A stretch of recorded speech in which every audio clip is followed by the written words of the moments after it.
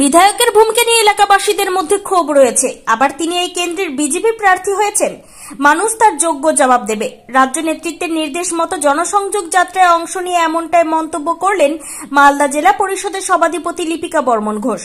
উল্লেখ্য, মদন মোহন জিউ মন্দিরে পুজো দিয়ে জনসংযোগ যাত্রা কর্মসূচি সূচনা করা হয় আজ। এদিন সাত সকালে মালদার ইংরেজ বাজারের পিয়াজবাড়ি এলাকায় অবস্থিত এই মন্দিরে পুজো দিয়ে জনসংযোগ যাত্রার সূচনা করেন মালদা জেলা পরিষদের সভাধিপতি লিপিকা বর্মন ঘোষ। এছাড়া উপস্থিত ছিলেন ব্লক তৃণমূল কংগ্রেসের সভাপতি প্রতিভা সিংহ, তৃণমূল কংগ্রেসের সাধারণ সম্পাদক প্রসেনজিৎ ঘোষ, জেলা তৃণমূল কংগ্রেসের শ্রমিক সংগঠনের সভাপতি শুভদীপ সান্যাল সহ অন্যান্যরা।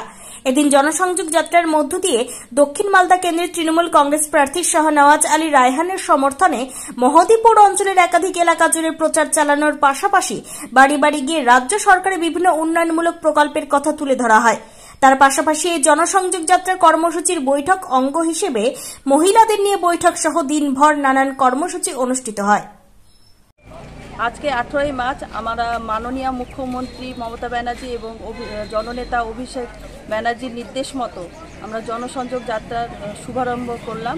প্রথমে আমরা মদন মোহন জিউ মন্দিরে পুজো দিয়ে একটা র্যালির মাধ্যমে বাড়ি বাড়ি প্রচার করলাম এবং কিছু এসএসজি মহিলা এবং যারা লক্ষ্মী ভাণ্ডার পেয়েছেন সেসব মহিলাদের সাথে আলোচনা করে আমরা বিকেলবেলা একটা এসটি মহিলার বাড়িতেও যাব আমরা গিয়ে, এবং আমাদের যে বিকেলে কিছু কর্মসূচি রয়েছে, আমাদের জনসংযোগ সমাবেশ রয়েছে, এই মাধ্যমে আমরা আজকে জনসংযোগ যাত্রা শুরু করলাম।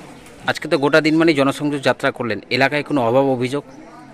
আমরা তো মাননীয় মুখ্যমন্ত্রী আমাদের তো প্রচুর উন্নয়নমূলক কাজ করেছেন এবং উন্নয়নমূলক কাজগুলোও হয়েছে, কিন্তু আমরা যে বিধায়িকা ছিলেন, বিজেপির বিধায়িকা যিনি ছিলেন, তিনি আমাদের বিরোধী এমপি ভোটের টিকিট পেয়েছেন। তো তাকে নিয়ে কিছু মানুষের ক্ষোভ দেখা গেল। তারা বললেন যে তাকে কোনোদিনই এই এলাকায় দেখা যায়নি, কিন্তু আবার তিনি আমাদের কাছে ভোট চাইতে আসবেন, এইভাবে তারা কিছু অভাব অভিযোগ তুলেছেন। Bureau report, news for Bengal. This channel does not promote or encourage any illegal activities. All contents provided by this channel is meant for educational purpose only.